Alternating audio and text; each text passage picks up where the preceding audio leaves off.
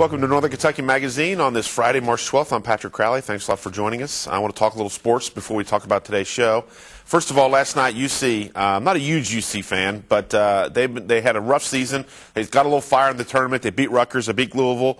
They were beating West Virginia last night, which, of course, is coached by Bob Huggins. Eric's nodding his head, a former coach at UC. UC had a chance to win it, and West Virginia hit a shot at the buzzer to knock UC out. So it was a heck of a game. Big East tournament is interesting because the top three of the top four seeds already out. Syracuse, Pittsburgh, and who are we talking about? Villanova, already out. So UC had a real good chance to make a run and possibly get in the tournament. Doesn't look like they're going to get in the tournament.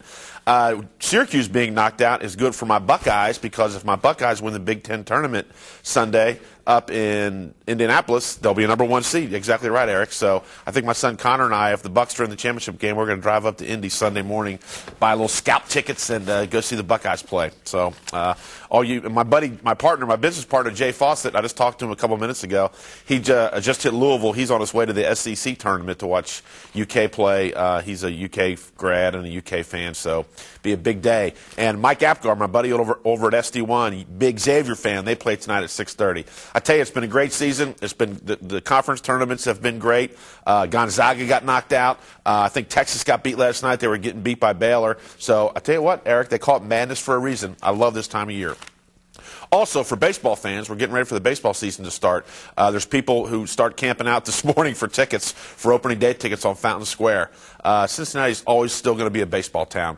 Paul Doherty has a great column in the Inquirer today. This is the 20th anniversary of the wire-to-wire team, the 1990 World Series team, and he does an interview. Did an interview with Billy Hatcher and Eric Davis. And I tell you what, hard to believe 20 years ago, but that was a great team. Still, the only team to go wire-to-wire. First place from start of the season all the way through the end. They beat Pittsburgh, and they kicked the A's' butts, and I loved it because I hate the A's when the A's beat the Reds back in '72. So, talking some sports today. Speaking about those old Cincinnati nostalgia, when I was growing up and in high school, I loved Bob Shreve. If you remember Bob Shreve, to me, he's part of the genre of Dick Von Hayne, of Bob Braun, of Paul Dixon, of great live Cincinnati television. And a couple years ago, Jeff Kidwell, who's a friend of mine, he runs the Campbell County Republican Party, and he's actually revolutionized that party and really changed a lot of tactics and used a lot of technology and volunteers door to door, does a great job with the party. I forget how we start talking about it, but he is a Bob Shreve freak. And we've been trying to get him on the show for a couple years, and today he's on with a couple guys who actually worked on that show, Howard E. Martin Jr., I think I got that right, Howard, and Larry Holt. And we have some great clips. We're going to tell some great stories. We're going to do three segments, half the show with these guys, and I am really looking forward to it. I think some of the younger people are going to find Bob Shreve kind of corny. I absolutely loved it because it was on, when I was in high school, it was on at 1 a.m., and that's when I think my curfew was, Chris, if I wasn't sneaking out. And I would come in, and my buddy Mike Gill and I would watch it every Saturday night, and I'm just so glad that Jeff did this. So he also did a lot of editing, worked with Dan Williams, who we put together some great montages today. And in the tradition of Northern Kentucky Magazine, we have some great live music today from Veronica Grimm. She's a great singer and a lovely young lady, very nice. And she's with her guitarist, Jimmy James Nielsen, who's going to tell us all about Hell in a Handbasket. So you got to stick around for that to find out what that's all about. But they're really nice people and great musicians. They're playing at the Southgate House on March 17th. I think that's what she said, St. Patrick's Day. So we'll talk to Veronica and Jimmy, too. So let's take a look at the weather now. It's warm out there today. It's going to be 64 today. We're going to see some rain, actually a high of 66. Some rain tonight and low of 43, and then some more rain tomorrow. But it's 50, not 30, so if it rains a little bit, no big deal. For the weekend forecast, tune into Insight Channel 30, which is the weather channel. The people waiting for tickets down at Fountain Square are going to get a little bit wet. And if they want to stay dry, they can take the tank around this month. The Google Trip Planner on tankbus.org. You can type in your beginning address, the ending address, and the date and time you want to travel, and you'll get specific and easy instructions for your bus ride. Very cool. www.tankbus.org. We're going to take a break. Stick around for some live music from Veronica Grimm and Jimmy James Nielsen. We'll be right back.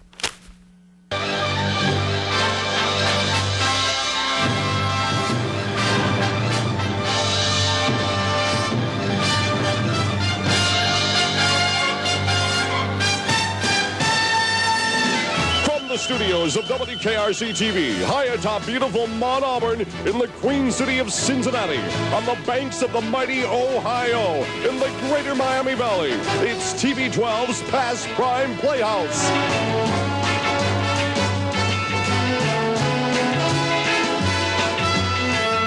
Yes, you'll capture the glitter, the glamour, the size, the cries, the laughs, and the cheers of the stars, stars, stars. What a night. Oh, what a night.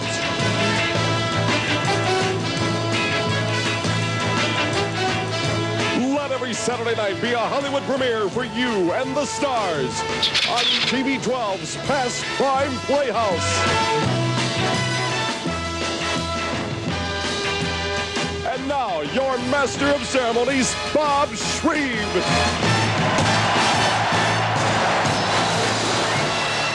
That is a great piece of Cincinnati lore. Bob Shreve, Past Prime Playhouse. We're going to talk about that for the next 3 segments. It's a part of my growing up that I just want to thank so much. Jeff Kidwell for Newport, computer store owner, Star Computer in Newport, also chairman of the Campbell County Republican Party, and an absolute freak over Bob Shreve. Yes, we're going to talk about that in a minute. And we are so pleased to have 2 members of the crew that worked on the Past Prime Playhouse, Howard E. Martin Jr. and Larry Holt. Larry, Howard, thanks a lot for coming on. Thank you. I want to talk to Jeff about your obsession with this, because I have the same kind and I absolutely love it. But I want to talk to you guys. We're going to get into a lot of clips and a lot of promos. And what was it like working on that show? What are your memories of that? What kind of guy was Bob Shreve? Bob Shreve was a fun guy, and we enjoyed, just being around him half the time, whether we were on the show or off the show. Right. Was it crazy? I mean, it looked like it was a lot of fun. Well, it seemed like it was crazy, but it was only crazy to those who didn't know us. Right. What did you do there, Howard? What was your job? I was engineering. How long did you work with them? I worked Channel 12 from 1971 to 2004. When there was, at least in the early years, there was a lot of live programming, like Bob Shreve. Yeah. Mm-hmm. How many did you work? Past Prime Playhouse ran from where, Jeff? 75 to 85. Right. But he also had Larry. He had some earlier shows as well. Is that right? He was on the air at Channel 5 with Shaneling Bob's All Night Theater. Right. And then he was on the air before that at Channel 9 with an all-night movie. I think that might have been with Shaneling as well. And then before that, he was doing afternoon kid shows. Yeah.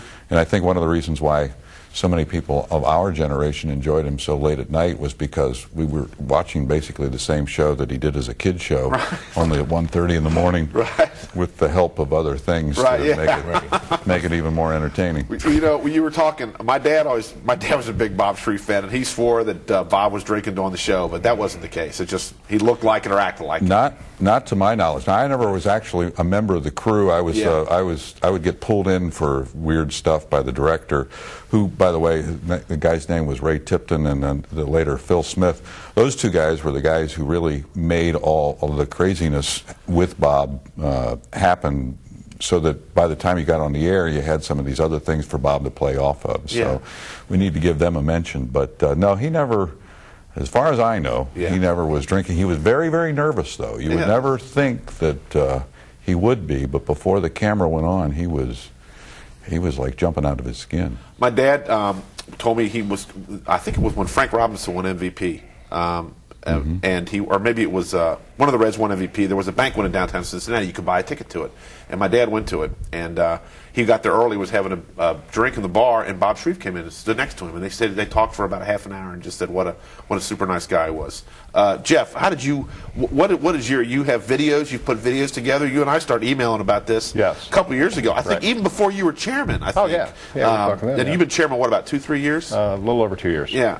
So what is your obsession with this? Why do you like it so much? Well, for the same reason I think we all did. You know, we enjoyed watching him and trying to stay awake, and the whole thing with Bob, and it got to be about 2006, and I went out and searched for him on the web, and there was nothing. And it just broke my heart. You know, how can you let somebody like this just fade away? You know. And then I did a search for BobShreve.com, and to my surprise, it was open. So I registered that, and started my search from there to try to get the video and try to bring him back from the brink. Right.